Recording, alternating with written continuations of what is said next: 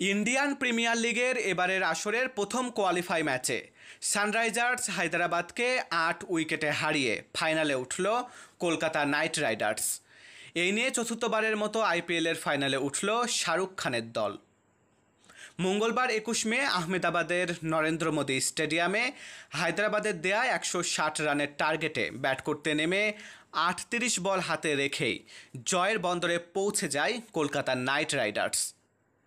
এদিন Mitchell Starc, Varun চক্রবর্তীদের সামনে দাঁড়াতে পারেনি হায়দ্রাবাদের ব্যাটাররা।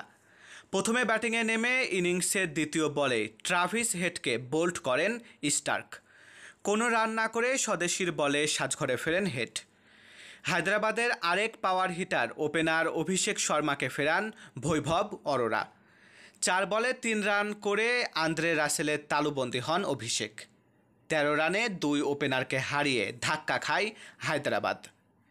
এরপর একে একে পড়তে থাকে উইকেট।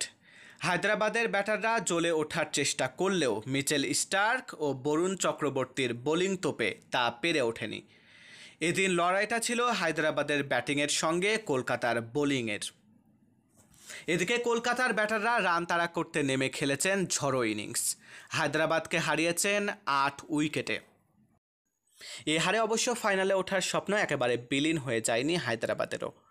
দ্বিতীয় কোয়ালিফাই জিতে ফাইনালে ওঠার সুযোগ আছে তাদের সামনে।